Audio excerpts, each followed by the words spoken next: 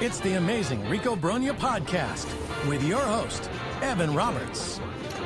Rico Brogna, drive home edition of the Rico. As the New York Mets score an absurd amount of runs, they bail out Clay Holmes, they bail out the manager. Pete Alonso has a party. It really was a party for Pete Alonso. And the Mets, more important than anything, win a game they really, really needed to win. I understand that Pete breaking the record is very cool. He actually tacked on with a second. It was a fun night at Citi Field. They hit a ton of home runs. They ran out of fireworks, no joke. But the most important thing is that this freaking team won a game. And winning streaks have to start somewhere. So I am not going to be delusional and tell you this is the beginning of an 8-game winning streak, though I hope it is. I'm not going to tell you that all the issues that we have witnessed over the last 2 months have been solved, but it's nice to win a game. It's nice to beat up Spencer Strider with those really thick calves. I mean, he has some of the biggest legs you'll ever see. I did not watch the game on TV. I was at the game, obviously, so I didn't get to hear Keith Hernandez if he was even doing the game, but Keith is very obsessed with the thick calves of Spencer Strider. And then Gary Cohen always says, well, Jonathan Broxton had bigger. Look, bottom line is he's got thick freaking legs, and the Mets pounded him. And that was the most important thing. The most important thing is that this offense not only scored early against Spencer Strider, they scored often. And then they tacked it on Austin Cox. The one guy they couldn't hit was the position player, Luke Williams. But we have to start with the offense, not just Pete Alonso, everyone else. Brandon Nimmo with an incredibly clutch 3-run home run after they blew the lead. This offense needed it, and this offense is capable of days like this, where just about everybody hits. Francisco Alvarez, we certainly can't forget him, going opposite field and then pulling one over the Great Wall of Flushing. Also smoked a double the other way. I mean, a great offensive day for Alvarez. You get Beatty tacking on a home run. He almost missed another. I mean, the crazy thing about the Met offense is they ended up hitting 6 home runs. There were a few others that just missed. And the ball was traveling very well, but Brett Beatty hit one to the warning track that just missed. Alonso on the double was very close, even on the fly out to right field. Like Pete had 2 more he almost hit. So you tack that on with Beatty. I mean, that's almost 10 home runs in this game. I mean, they were not being fooled by Spencer Strider and Austin Small Cox. Just a great team effort, great offensive effort. There were some little things that was cool too. Lindor with the bunt hit with 2 outs and nobody on. And that's the other thing. They scored a majority of their runs, and I don't have my book in front of me, but they scored at one point, I think when they were at 9 runs, they had scored 8 of 9 runs with 2 outs. So you saw clutch hitting. You saw home runs with guys on base. I mean, listen, it was great offensively. Now they got to keep this up. They're going to have a chance to beat up Carlos Carrasco in Game 2 of this series. So, I don't want to rain on anyone's parade, but this is great. Now go do it again. Because this offense is due. This offense is due to explode a few more times. So that was great. And obviously the Alonso moment, Pete hitting a home run in what was, look, it's not the big spot at the bottom of the 9th inning or the bottom of the 7th inning, but it was still a pretty cool spot because it was important. You're looking at this lead at the time, it's 3-1, and no lead is safe with this team. As we saw in this game, and obviously we saw in the Brewer game with Sean Manaea. So it was, because I was talking about this on Evan and Tiki, that not all home runs are created equal. Like you'd like to see Pete do it in a relatively big moment. And honestly, 3-1 game, making it 5-1. We all know how this game turned out. It was tight. They blew the lead, which I'll get to in a few minutes. It was cool. It was important. Felt important at the time, which is, I think, essential. It wasn't a 10-1 game. It wasn't even the second home run he hit. By the way, I got to stop. I got to stop for 1 second. I am driving, and I am staring at the biggest freaking moon I have ever seen. Like, I wish I could. It's not safe, so I won't. I wish I could turn my phone around to show you the absolute size of this moon. Holy mackerel. Like, it is, I mean, I've seen the moon many times in my life. Obviously, we all have. I mean, that's what happens when it's nighttime. This thing is monstrous. I have not been following the news closely So maybe there are people out there saying, come on, you should have known it's the bloody moon or the bloodshot moon or the giant moon. Maybe there's a nickname for this. But, Hoff, I'm telling you, I'm looking at like the biggest moon I've ever seen. And I don't mean like Sean Morash's ass. I mean like a giant moon. But whatever, I digress. So the offensive explosion was awesome. The Pete moment was very cool. And I'll tell you an underrated thing about the Pete moment. So he hits the 2-run home run.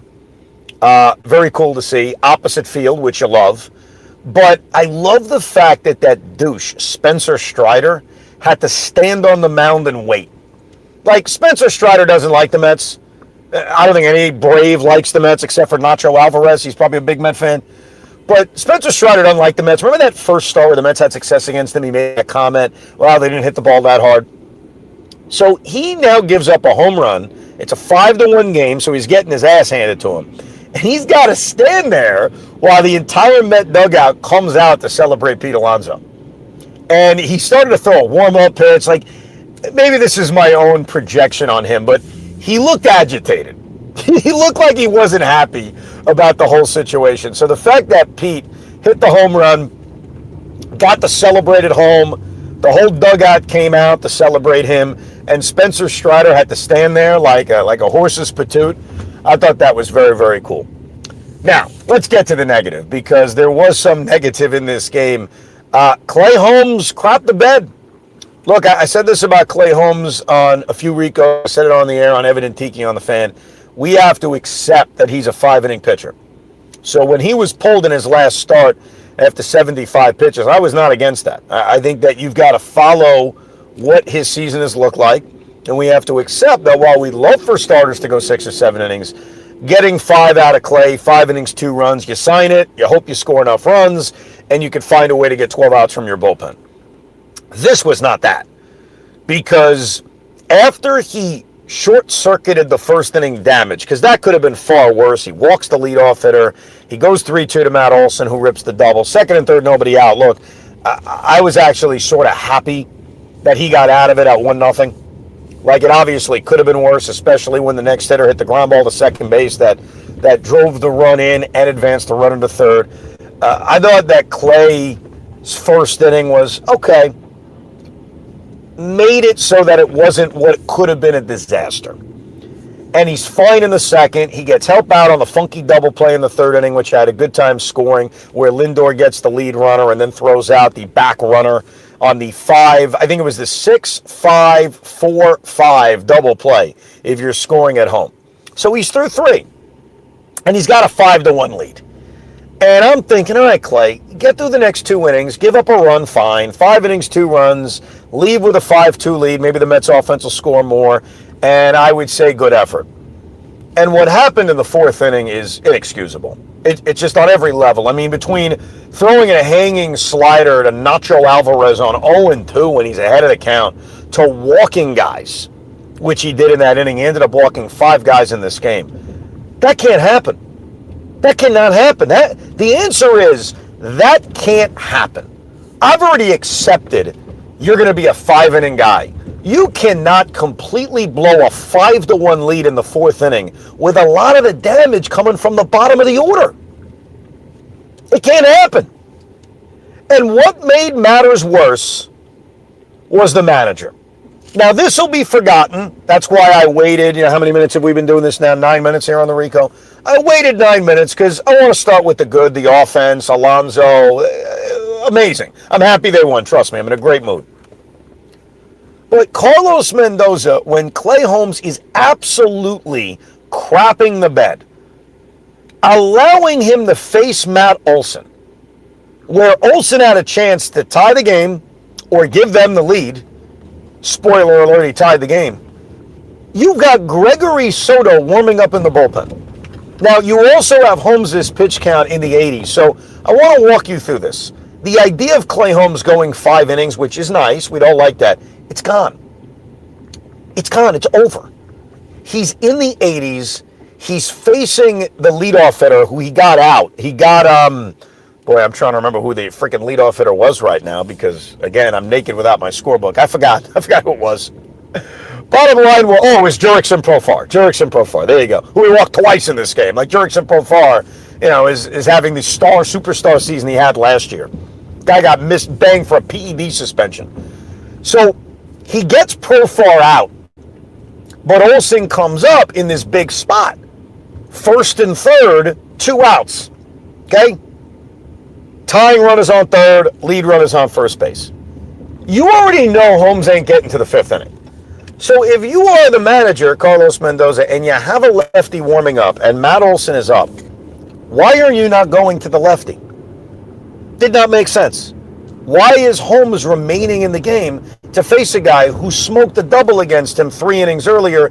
And again, I go back to the original point. Holmes is done. Like, this game isn't going much further for him. You have Soto warming up and you have Olsen up. And you may have seen this. I don't know if the broadcast mentioned it, but I certainly tweeted it out. Matt Olson in his career against Gregory Soto, the man warming up in the bullpen who would eventually come in, Matt Olson was 1 for 11. There is no explanation for why Clay Holmes was allowed to face Matt Olson. Zero. It made no sense. You have the career numbers, which I didn't even realize till I looked it up. I looked it up right away. In fairness, I looked it up after the pitching change because I was just curious. Because in my brain, I'm thinking, well, it's a lefty, so the lefty-lefty matchup makes sense anyway. Even if Holmes gets Olsen out, he's done. You're not bringing him out for the 5th inning. At least I wouldn't. So when you talk about, well, I got to push the starter, I got to get as many outs as I can, what's the difference here? Play the matchup game. I don't know how Mendy didn't do that. That is a rough one. And the good thing for Carlos is that because the Mets ended up winning this game going away, it's forgotten about. Well, one thing, maybe it's a bad thing about the Rico, maybe it's a good thing, it's up to you. I don't forget anything, good and bad. So even in a win in which, yes, I'm happy, very happy they won this game, I still think back to that and I scratch my head and said, that doesn't make any sense. And it does bring up, do the Mets have a Clay Holmes problem? I can accept 5 innings. I cannot accept 3 2/3, 5 runs. I mean, that was a disaster, and luckily it was saved by 2 things. It was saved by the offense scoring a million runs, specifically Brandon Nimmo. Credit to Nims. He has been in a major slump lately, had a big game today. Not all hits are created equal. The 3-run home run that he hit after the Braves had come back to tie the game, I would tell you right now is the biggest hit of the game. They had a lot of hits. The Alonso stuff was fun. Brandon Nimmo's 3-run home run after Lindor laid down the bunt and Soto drew the walk. Very big moment in this game because we are all tense after the Mets blow a 5-1 lead in 30 seconds. We are all nervous, especially after what happened the day before in Milwaukee. And the fact that this offense, as I pointed out, tends to score runs early and then goes away. They obviously were able to break out of that today by continuing to pile on and pile on and pile on. So major props to Nimmo because that was a very important 3-run home run that gave them the cushion. So they were bailed out because a bad start, a start like that can cause a lot of damage. It can cause damage on bullpen usage. Mets have overworked their bullpen a lot. You're already asking now for, do the math. You get 3 2/3 innings, you're asking for 13 outs from your bullpen. That's a lot. That's a crap ton. So you're asking a lot from your bullpen and you're putting the game in danger. The offense, step 1 to solving the Clay Holmes problem, and number 2, give credit to Justin Hagenman. Because when Hagenman was warming up in an 8-5 game, I said to my buddy with me, Dennis, I said, I don't know how comfortable I feel about Hagenman here in a 3-run game. But the Mets very quickly tacked on a couple of runs to make it 10-5. And at 10-5, I'm like, all right. And my buddy says to me, it's a great question. At 10-5 in the 6th, would you sign for Hagenman getting out of the inning, allowing a run, 10-6 going into the 7th? I'm like, yeah, I'd sign for that. Now, the negative is he gives up a run, he gives up another run. You're going to have to use your high-end relievers. This is the first of a stretch in which they're playing 6 straight days. God knows what kind of length they're going to get out of their starting pitching moving forward. But as my buddy pointed out, we just need a win. And I said, you're right. Even if they have to use high leverage relievers, it would just suck to use high leverage relievers in a game in which maybe you can steal not having to do so. And so the combination of the offense blowing up and scoring a lot of runs and Hagenman doing a really good job to get the save, the Fugazi save, but in a lot of ways it is a save. because it did save the Met bullpen, really not only helped making this a stress-free win, but helps them in game 2 and helps them in game 3. Because outside of Gregory Soto, they didn't use anyone else in the bullpen. There was no rubber arm Tyler Rogers. There was no Helsley or Diaz or Garrett. So that was important. That was very important. That's why, even though Phil Mushnick will write his normal monthly article bitching and moaning about that being a save, and most of the time I get why Phil says that, and he's not wrong.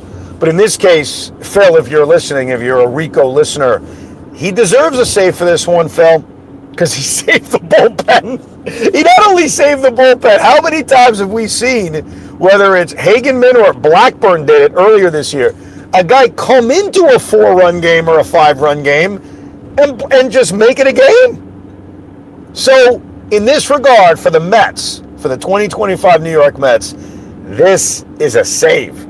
Because he saved the bullpen and he saved us some agita. But this was a fun night at Citi Field. They ended up having a big crowd. And yeah, I think early on the crowd had that negativity. You know, the crowd was feeling the angst, especially when Clay Holmes blew the lead. He was booed off the mound, which I understand. I did not join in. I'm not a booer, but I get it. But I think the offense was just able to relax everybody. And I can't say it enough. I'm going to repeat something I said earlier. The Lindor bunt, the Soto walk, and the Nimmo 3-run home run was the most important sequence of this game.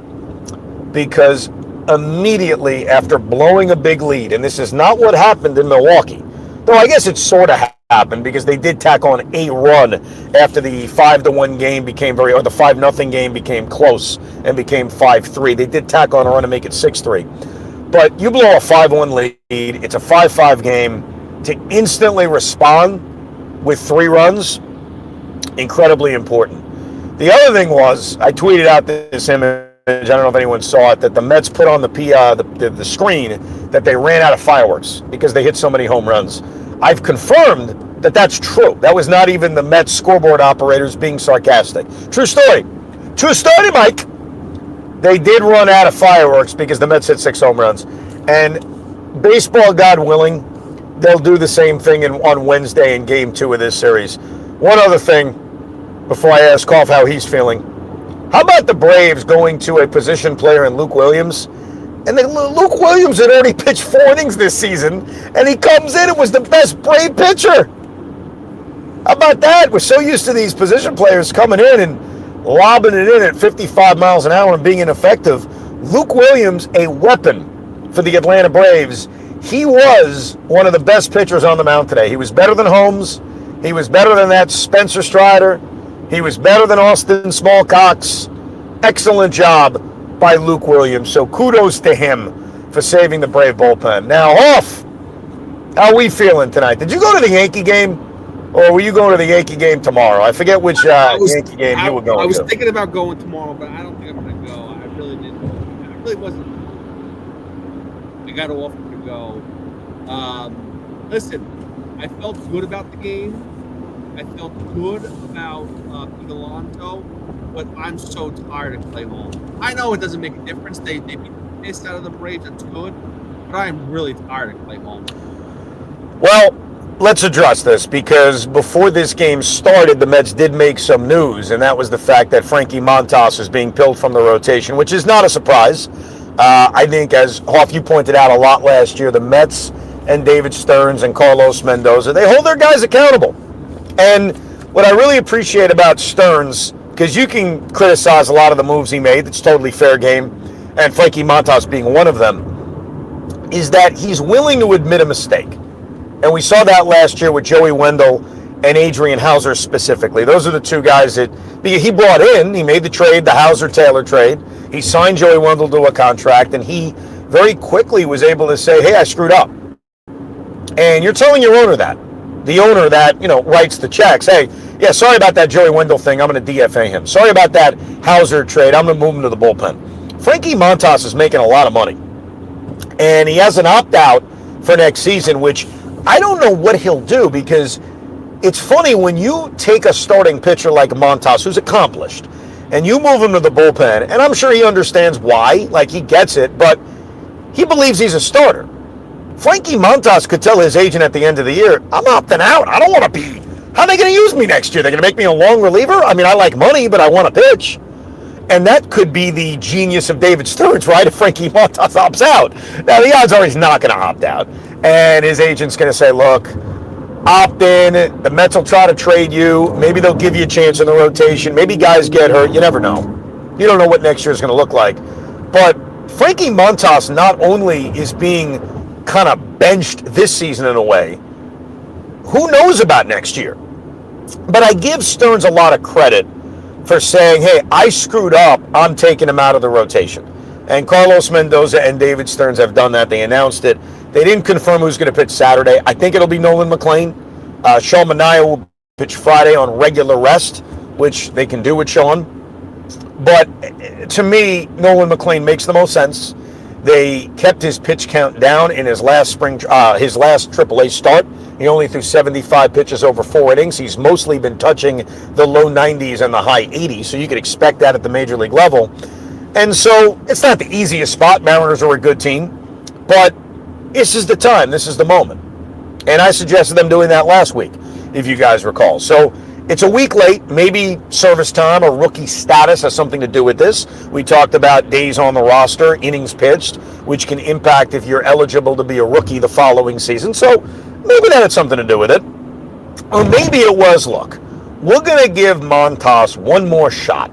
We're going to use an opener. We're going to see if it works. It did not work. He pitched 3 innings. He threw 1,000,000 pitches. Now, he wasn't helped out by Lindor's garbage error on Saturday, but he didn't pitch well. So I love that the Mets are doing this.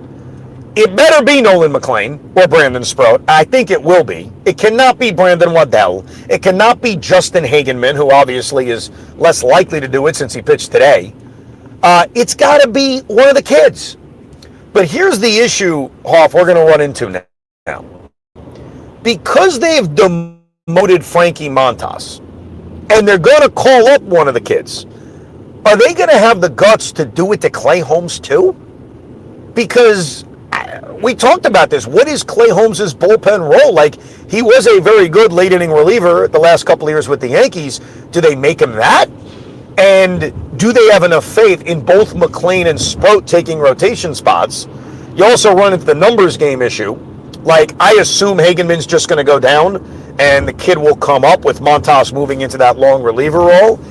If you're going to move Holmes to the bullpen, what roster spot is the next young pitcher taking? The other thing is they're going to go to a 6-man rotation because they have a stretch of games where they play 16 times in a row. So I get the issue with Clay Holmes. I have it too. I'm just looking at the roster. I'm looking at 16 straight games.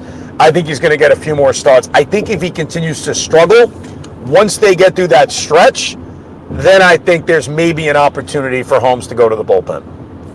It's weird because you think this would be like a good problem to have. Hey, you have all these young arms you want to bring up, and they did the right thing by trading for those relief arms. Soto, Helsley, Rogers have been doing so. Now you put yourself in a maybe between a rock and a hard place because you don't know. Like you said, like Clay Holmes is what is it's highly frustrating right now. What David Stearns put us through right now with Clay Holmes. Well, how about this? Can I offer how I would handle this and tell me if you guys would accept this for everyone who's already done with Clay Holmes? Send him to the bullpen. Barring an injury, there's no injury to Clay, and he's fine, he's feeling good, everything's fine. I think you have Nolan McLean make the start on Saturday. Okay, Clay Holmes is scheduled to pitch on Sunday. The wrapper-upper of this, I guess I would call it a homestand, but I know Sunday's game is the Little League game, so it's in Williamsport. But he is scheduled to make that start on Sunday, and I think he kind of has to. I would keep him in the rotation. He starts on Sunday against Seattle. Then the Mets begin that stretch where they play 16 straight days, where they're clearly going to add a 6th starter. Now, they've got options. Tyler McGill is about to make a rehab start, so he's on his way back. Paul Blackburn is basically rotting on rehab starts. And they also have Brandon Sproat. I don't think Jonah Tong's a kind of an option right now. You give McLean a shot. Let's see how he does. We'll see if McGill recovers from his injury. you're going to add a sixth starter, whether that's McGill, whether that's Sproat, whether that's Blackburn. Let's see after this stretch coming out of Labor Day where we are with Clay Holmes, with whoever gets that sixth spot, with McLean, and then I think it's a clear reevaluation. All right, what's Clay done?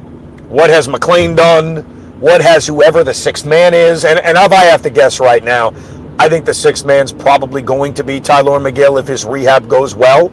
He did pitch well earlier this season. I would assume McGill gets that nod if he's ready.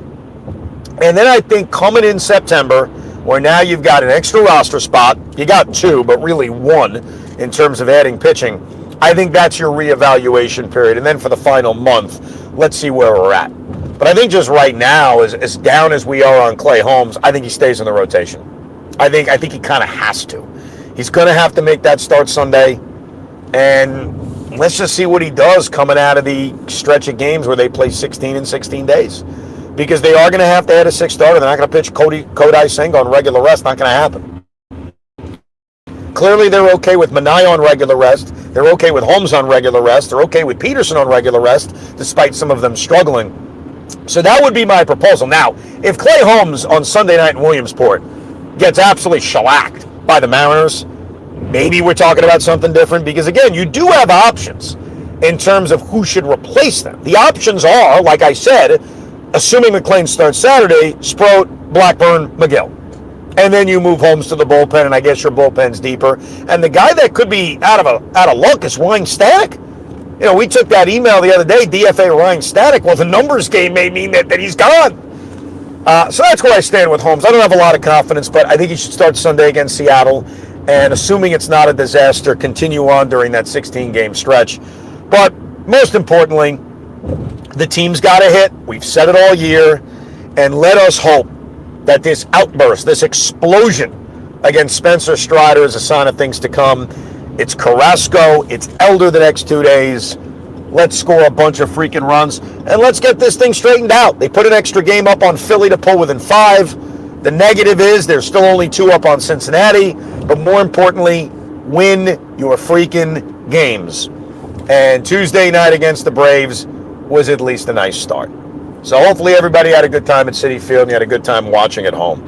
We appreciate you downloading the Rico Brogna. Remember to subscribe to it. You never know when we're going to have a drive home or an instant reaction, and we always guarantee you Rico Brognas after each series. So this series is going to recap on Thursday night. At some point, if you consume it live, it'll be very late Thursday night, maybe early Friday morning. And if you download it, it'll be in your inbox as long as you subscribe on Friday morning, recapping the Braves series. Thank you very much for listening to a happy, historic drive home edition of Rico Brogna. We hope you enjoyed this episode of the Rico Brogna podcast. It's amazing, isn't it? Make sure you download it now to keep it on you at all times.